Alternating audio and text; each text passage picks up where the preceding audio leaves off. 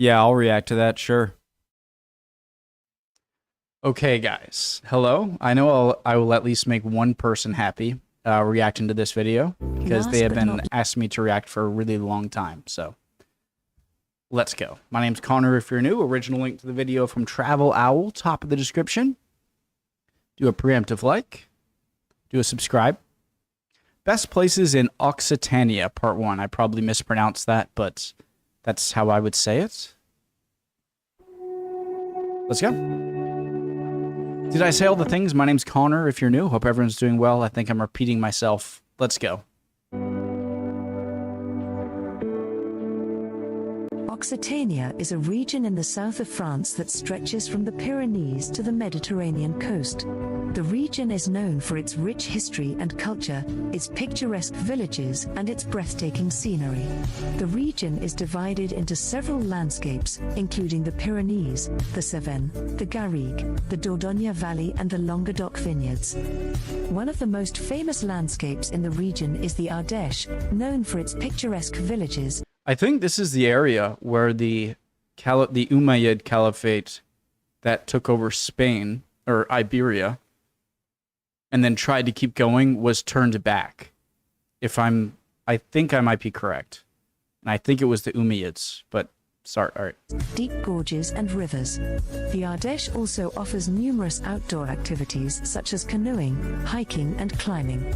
There are numerous ski resorts and mountain villages in the Pyrenees that can be visited in both summer and winter. Another highlight of the region is the Pont du Dur, a Roman aqueduct and UNESCO World Heritage Site, which is located near Nîmes in the Gard. The city of Nîmes is also a well-known tourist destination and is famous for its well-preserved Roman ruins, including the Maison Carré and the Arena. Join us now on the first part of our journey through This Colosseum, I think the only Colosseum is the one in Rome, but I'm going to use the term Colosseum. It looks more intact than the Roman one. That looks a bit more ruined. through the most beautiful places in Occitania.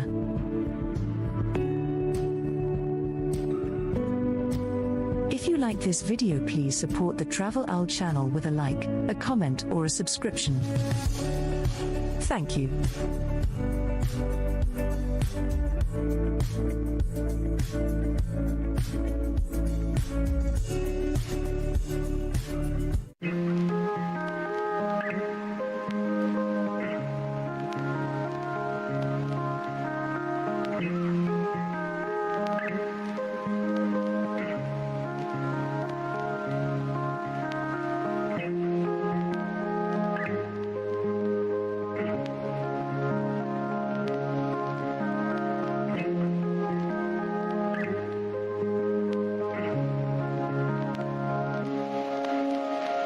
Stunning already.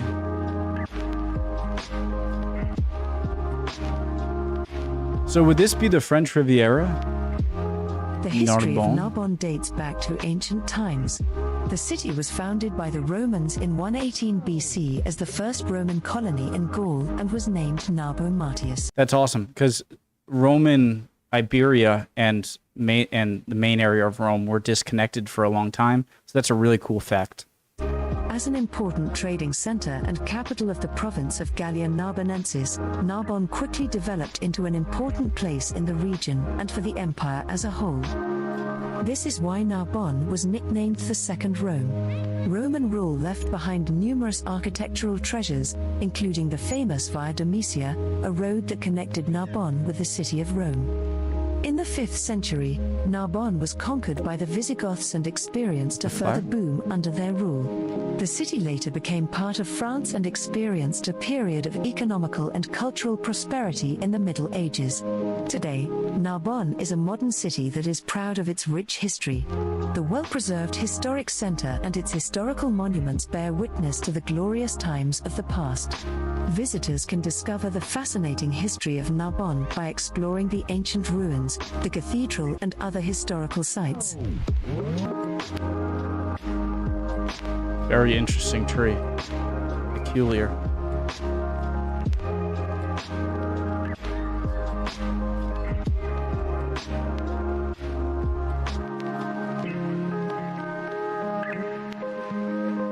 I wonder if these things on the sides of the buildings have a structural purpose, or if it's more aesthetic and just for looks. Either way, beautiful.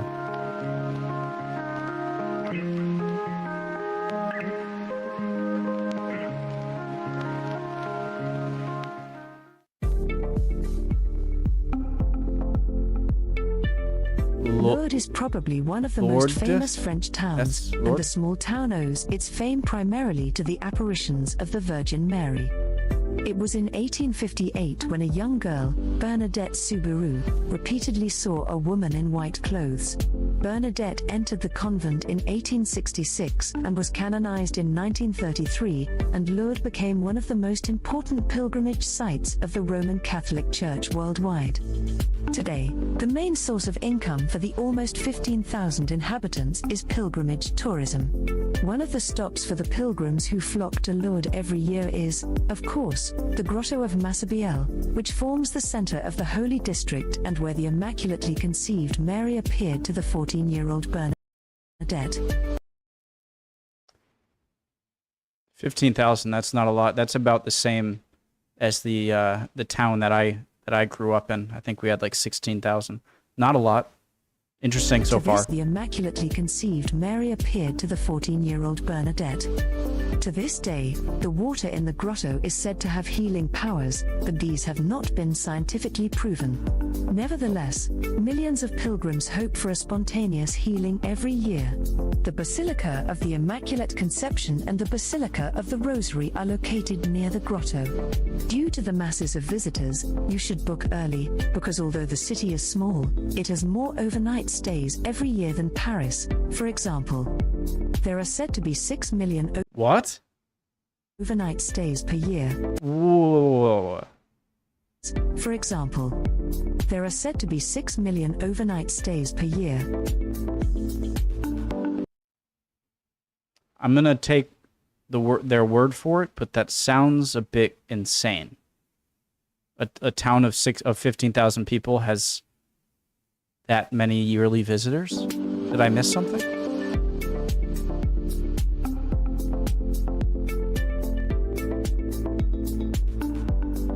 It's a beautiful church.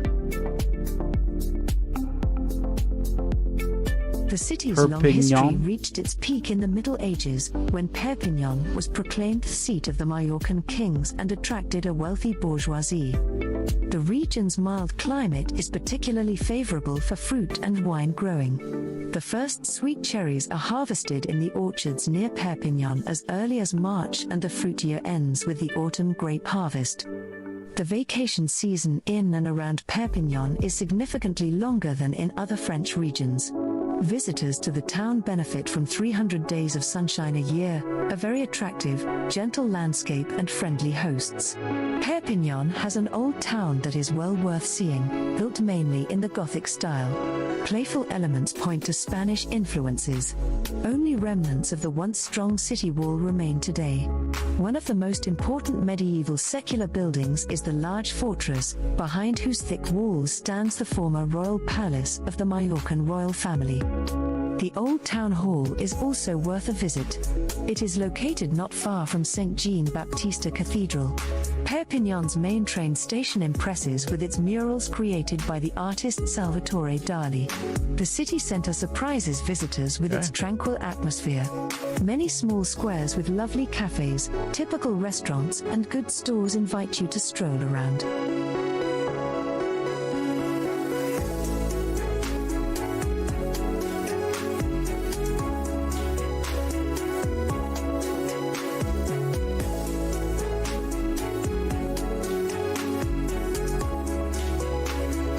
I love seeing areas in Europe, not just France, where you have nice walkable areas that don't all have a giant road right next to them. It looks so peaceful.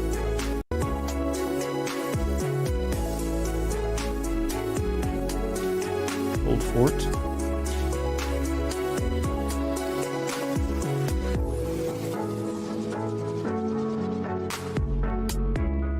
Sète is known as the Venice of Languedoc due to its many canals. Watch fishing boats jostle for space in the network of canals, learn about urban heroes in the local museums, and enjoy fresh seafood from the nearby lagoon. The city was founded in 1666 on the orders of Louis XIV. Construction began both in the city and at the port at the mouth of the Canal du Midi. After the port was built, Sète flourished. It still plays an important role as a fishing center today. Stroll along the 17th century canals and the pastel-colored houses. Keep your eyes peeled for the Canal Royal, where a boat jousting tournament takes place every year in which two boats attack each other with lances. Climb Mont Saint Clair or take a bus or cab to the top and enjoy the view of the Mediterranean and the Languedoc Mountains. Visit the Musée Paul Valéry near the summit. The museum is dedicated to the famous poet and author of Symbolicis, who was born in Sète. Spend an afternoon at La Corniche Beach, perfect for swimming and sunbathing. It is located about 1.5 kilometers east of the old port. Back in the port area, you'll be spoiled for choice with the numerous fish and seafood restaurants on the quayside.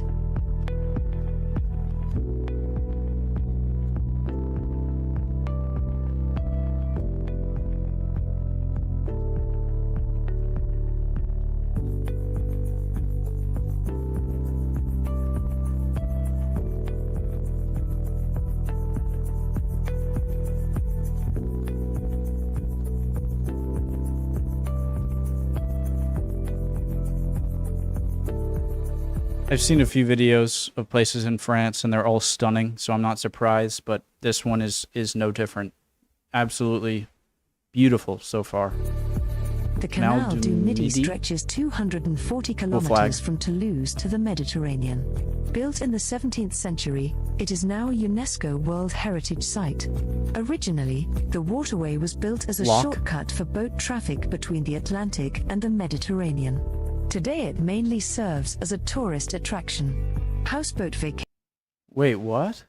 The waterway was built as a shortcut for boat traffic between the Atlantic and the Mediterranean. As opposed to the Strait of Gibraltar, is that what you're saying? So they made a canal from a river that empties into the Atlantic. They made a canal into the Mediterranean as well. That seems like a really... So boats that want to go from the river to the Mediterranean don't have to go out into the Atlantic and then through the Strait of Gibraltar. That makes sense.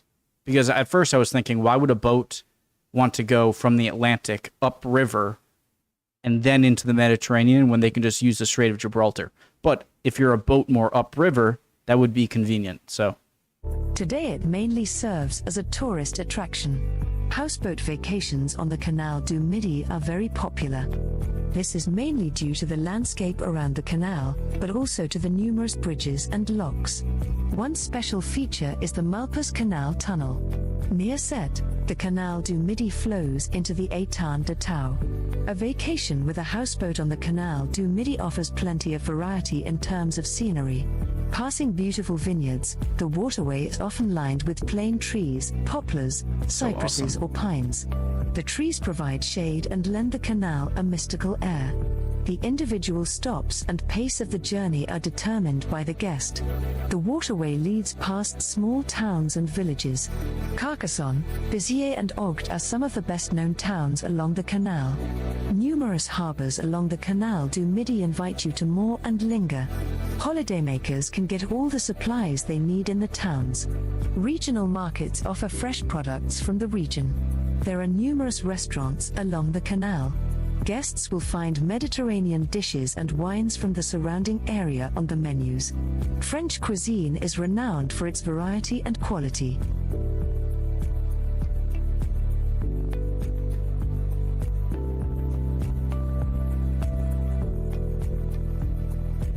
The former capital of the Corbière-la-Grasse is located far away from the crowds of tourists to the southeast of medieval Carcassonne. The medieval buildings are almost completely preserved, giving visitors a good insight into medieval town structures. Well-preserved town houses, the market hall dating back to the early 14th century, the Pont du Dur stone bridge, the town walls and, last but not least, the Sainte-Marie d'Orbeau Abbey, all of this looks like something straight out of a picture book and makes the village in the Val d'Orbeau one of the most beautiful villages in France. On the other bank of the river Orbeau is the Abbaye Sainte-Marie d'Orbeau. The history of this Benedictine abbey dates back to the end of the 8th century. The monastery's possessions even extended as far as Spain in the 9th and 10th centuries. The newer part of the abbey with the cloister was built in the 18th century. The Abbaye Sainte-Marie d'Orbeau can also be visited at certain times.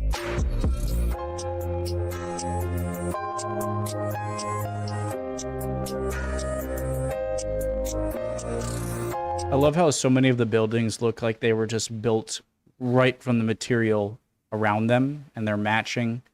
It just looks like material from the immediate vicinity was just taken and built into the buildings right here, which makes sense, but not something I'm used to.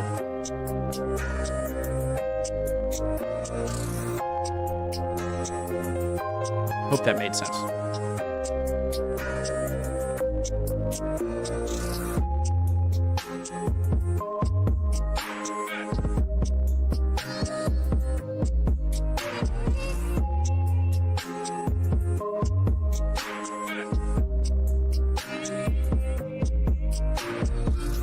In its dimensions, in its technical details, and not least in its appearance.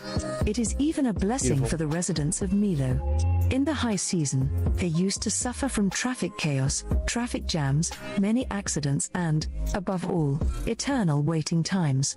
With the opening of the viaduct in 2004, all that was history. Although, there are also travelers who still prefer the traditional route. They want to admire the viaduct from below. It really is worth seeing from every perspective. Today, Yeah, it is a bit interesting that because this terrain doesn't look like it's impassable and you would need a bridge to cross it, but Milo Viaduct is the longest cable-stayed bridge in the world and, with a maximum pier height of 343 meters, the highest structure in France. In the Massif Central in southern France, it is a section of the A75 highway that runs from Bizier to Clermont-Ferrand. With its impressive architecture, it spans the valley of the small river Tarn for almost 2.5 kilometers. The cars undertake this journey at an almost dizzying height of up to 270 meters above sea level. This not only speeds up the vacation journey, it also makes it a real experience.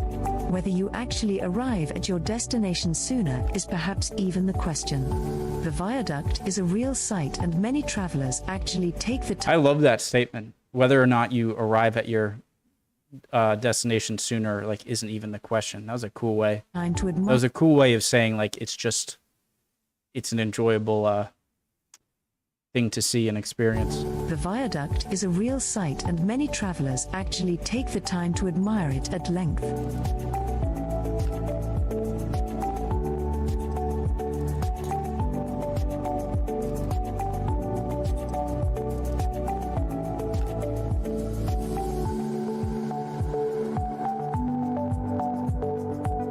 Bizier is located in the French department of Rhode in the east of the Occitania region, not far from the Gulf du Lion on the French Mediterranean coast. The nearest airport is Cap d'Agde Airport, around 20 minutes by car from the city center. Montpellier is an hour's drive to the northeast along the coast. The panorama alone suggests how steeped in history Bizier really is. Hey, Montpellier, I think, is the capital of Vermont. Over here, did we get that name from the remains of an ancient amphitheater to the red roofs in the city center and the arena in the east of the city, the Roman influence on the Mediterranean Old Town is omnipresent. Bizier owes its wealth, which can be seen not least in the Allée Paul Riquet with its Haussmann facades, to wine growing.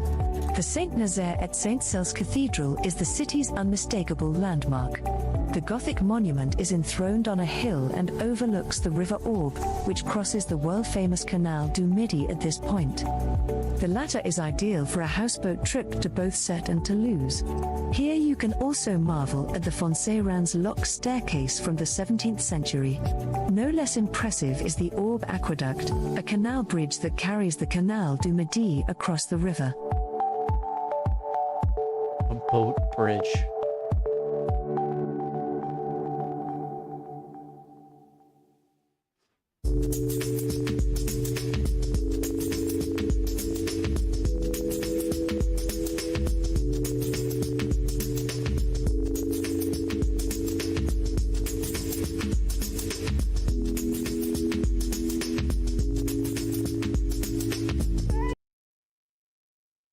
Of course I can't read it. It's in French. Victoire. Pretty.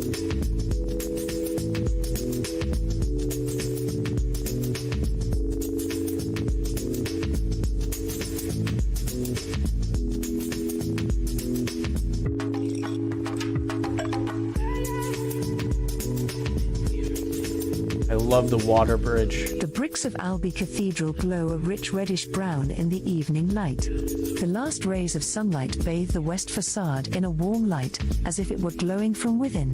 Saint-Cécile is a masterpiece of Gothic architecture, but anyone thinking of soaring, finely chiseled walls and pillars is very much mistaken.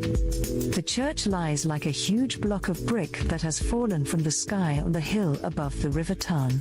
With its defiant tower and windows like embrasures, it looks like a fortress. The old town surrounding the unusual building has been declared a UNESCO World Heritage Site. The fact that the building looks more like a fortress than a place of worship is due to the turbulent history of the region. It was the scene of a brutal crusade against the fundamentalist Cathar movement. The ascetic Cathars were a thorn in the side of the medieval church, whose clergy reveled in luxury. Right next to the cathedral is the equally massive episcopal palace, the Palais de la Bourbie. It is an irony of history that the brothel scenes of the city's most famous son, the painter Henri Toulouse-Lautrec, are exhibited here of all places. How fortunate for Albi that the artist's work was too daring for the Museum of Modern Art in Paris. Today there are around 1,000 works by Toulouse-Lautrec in Albi, around a third of his entire oeuvre. Art lovers from all over the world come to the small town. Even the Japanese emperor has been there. Half timber brick, red brick houses. Wow.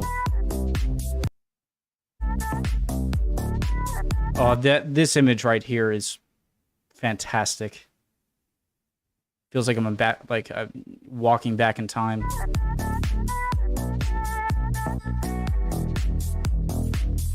So weird to think that I actually live a little south of you guys, obviously in North America, but this looks so much warmer, and I'm sure it is because of the Gulf Stream and Mediterranean.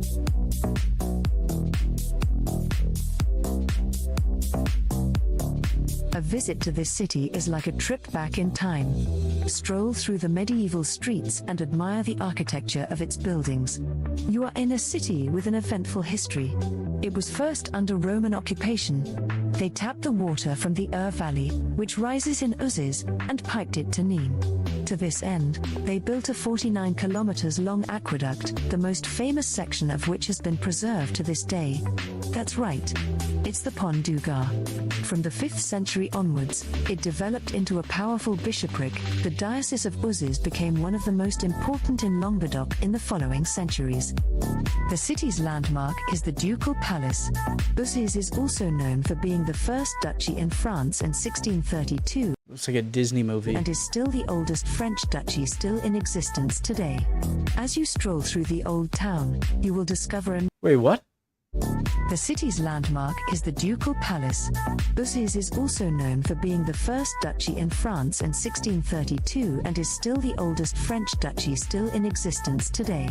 As you stroll through the old town, you will discover a number of landscape elements that seem to have fallen out of time: the former St. Theodoret Cathedral and its Fenestrelle Tower, the Renaissance or neoclassical mansions, the medieval alleyways, the looks like the Leaning Tower of Pisa. I love the combination of very old looking buildings, but that are clearly well maintained, with obviously well maintained walkways and is still very much in use, coupled with the, you know, very healthy green trees.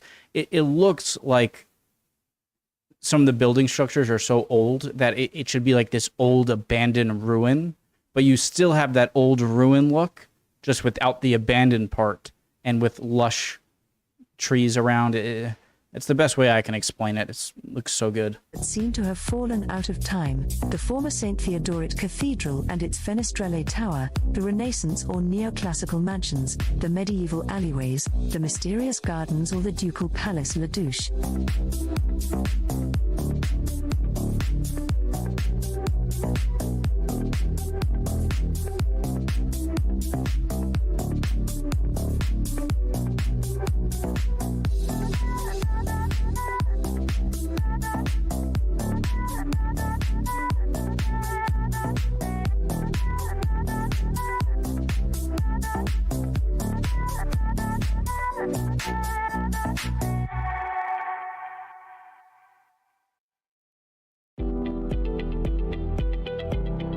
Cevennes? The Cevennes are an area in the south of France, a mountain range located between Ardèche and Hérault and part of the foothills of the Massif Central.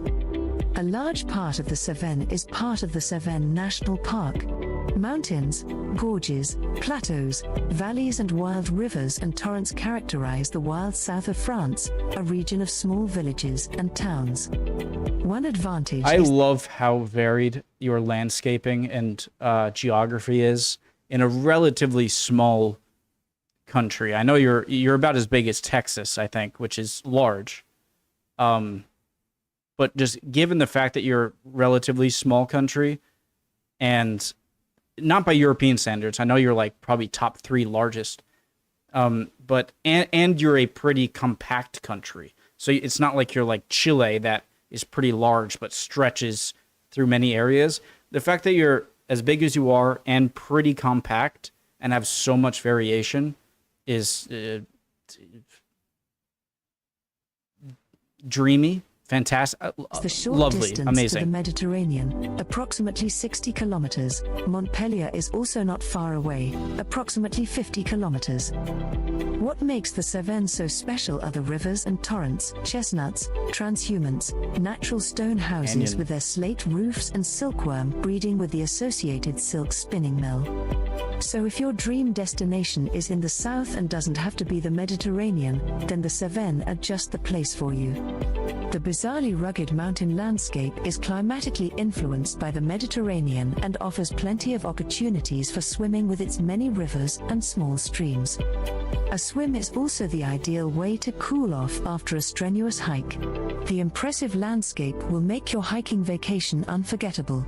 The River Tarn, for example, is an excellent place to swim.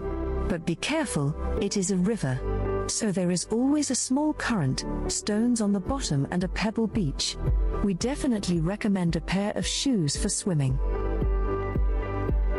Oh, I'm fine. My feet are pretty hobbit-like, okay? And I grew up in Rhode Island, in New England, and our beaches are just rocks and barnacles. So over years of just being a kid running around on our beaches, being cut up by barnacles and stones, they're pretty impervious, so I think I'll be okay.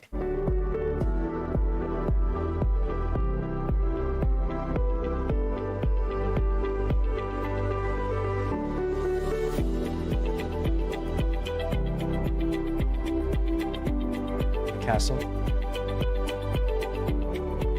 Montpellier. Montpellier offers travelers plenty of variety. You can enjoy the warm Mediterranean Sea on the nearby beach or explore the historic, medieval Old Town and Cathedral. Again, I'm pretty sure this is the same name as the capital of Vermont, which is Montpellier. And Vermont is pretty close to Quebec, which was French. And so I wouldn't be surprised if this is the namesake. Admire the modern architecture in the Antigone district, which attracts many young people to the city. Old and new are combined in Montpellier in the most exciting way. The Place de la Comédie is the heart, pulse and cultural hub of Montpellier. Located in the city center, it is one of the largest pedestrian zones in Europe and home to countless bars, restaurants and, of course, the eponymous L'Opéra Comédie. The Three Graces have been lolling on the central fountain for almost 250 years, surrounded by Wilhelminian-style buildings. Don't forget to visit the square in the evening or at night. A blue band of light then bathes the scenery in a magical light. It circles the square in an oval shape, which is why the Place de la Comédie is simply called l'œuf, the egg, by locals. Just northwest of the Place de la Comédie is Leekison, Montpellier's historic old town. Really cool cobblestone incline road there. Northwest of the Place de la Comédie is Leekison, Montpellier's historic old town. Here you will find charming little squares and winding alleyways bursting with sights. These include Montpellier Cathedral and the Basilica of Notre Dame de Table. You will also come across good restaurants. There are also around 80 city palaces, the Hôtel Particulier, with their eye-catching sandstone facades and high stucco ceilings. It does remind me of a sort of Paris look, but probably not as crowded, and it looks like a beautiful place. This is probably, if I could pick anything so far in the video, I think I'd choose this to visit.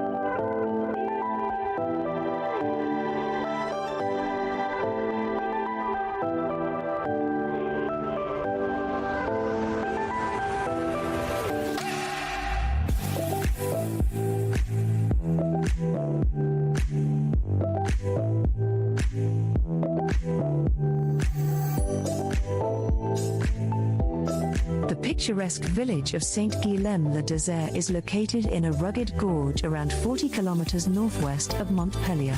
It is one of the most beautiful villages in France and is therefore overrun with tourists. The impressive abbey of Saint-Guilhem-le-Désert, located in the middle of the village on the Verdus River, is therefore best visited out of season or at least at the beginning of the week.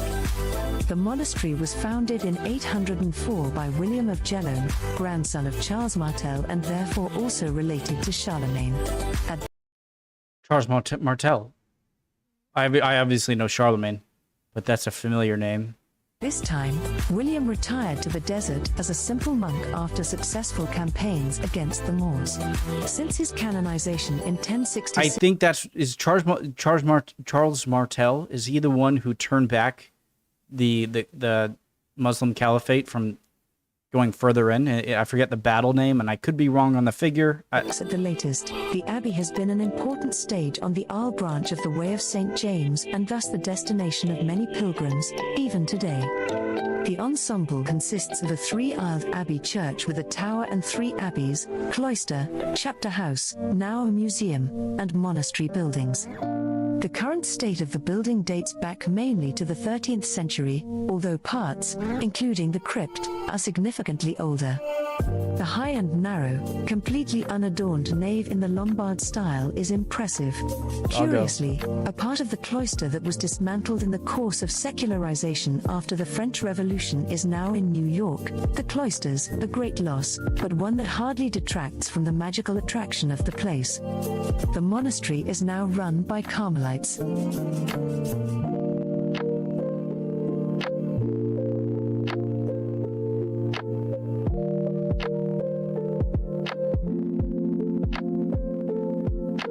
du The Dur? Pont du Dur is one of the best preserved Roman structures in the whole of Europe. Magnificent, imposing, downright ingenious. The Pont du Dur is nothing. So these bricks creating this structure were laid 2,000 years ago, is what you're telling me? More than part of a water pipeline that crosses the River Gard and supplied the Like this brick right there, that was put in there by some Roman worker 2,000 years ago. Is that what you're telling me right now? Because that would be insane, going near that or being able to even touch it or city of something. Nîmes with fresh drinking water from the springs near Uzes. The Pont du Dur impresses both aesthetically and technically. Its uniqueness makes it well worth a visit. Over 1,000 people are said to have worked on the aqueduct for 3 years until it was completed in the 1st century AD. In the valley of the River Garden, the aqueduct had to cross a very wide river valley. The most famous part of the aqueduct, the Pont du Dur, was built. It has a total height of 49 meters and a length of 275 meters.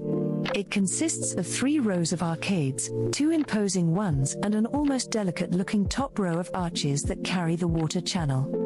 The entire cool. structure was built using a typical Roman ashlar construction method, whereby the ashlars were cut to fit so precisely that they could be placed on top of each other without mortar. The mutual pressure held them together. The best Genius. view of the aqueduct is from the adjacent slopes, which can be easily reached on foot. From here you can see many interesting details and take wonderful photos.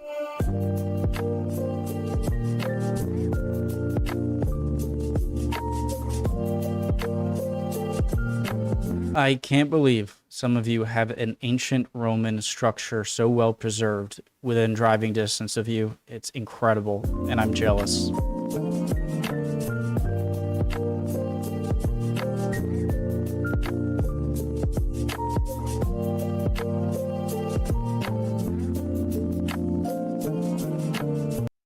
What an amazing video.